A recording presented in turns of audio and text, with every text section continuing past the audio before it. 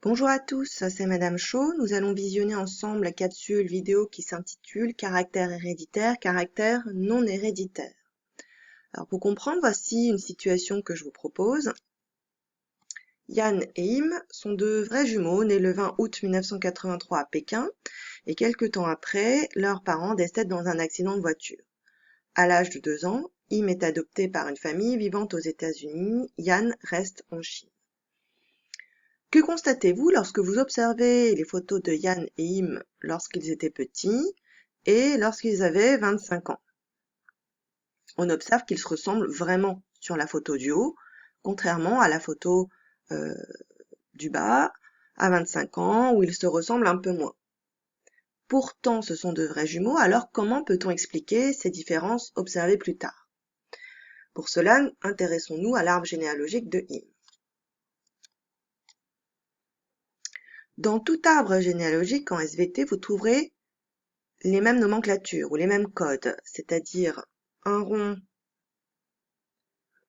pour indiquer le sexe féminin, un carré pour indiquer le sexe masculin, un trait horizontal pour indiquer une union, un trait vertical pour indiquer une descendance. Chaque niveau correspondra à une génération. Donc, si on revient à cet arbre généalogique de la famille de Im, vous pouvez donc voir Im, sa famille, sa femme et sa famille également.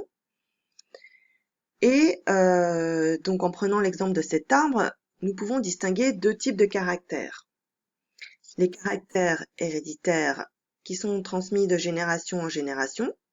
Nous pouvons citer la couleur des cheveux, la couleur des yeux, la couleur de peau, la forme du nez, la forme des yeux, etc., etc. Ce sont des caractères propres à l'individu, puisque tous les individus, ici par exemple, n'ont pas les mêmes couleurs de cheveux ou couleurs de peau. C'est ce qu'on appelle des variations individuelles. Toujours dans les caractères héréditaires, il y a ceux transmis de génération en génération et qui sont des caractères de l'espèce. Ici, l'espèce humaine, donc par exemple 2 bras, 2 jambes, 2 yeux, un nez, une bouche, bref, un même plan d'organisation des organes pour tous les individus.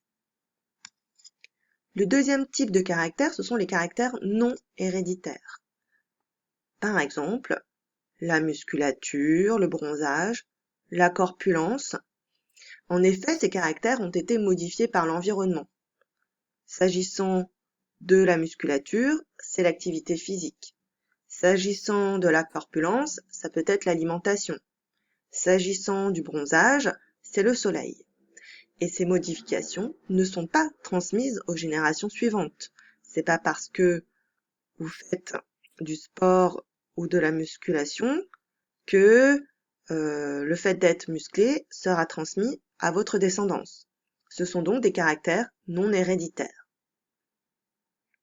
Donc pour revenir sur Im et Yan, comment peut-on expliquer leurs différences alors qu'ils ont hérité des mêmes caractères au départ, puisque je vous rappelle que ce sont de vrais jumeaux?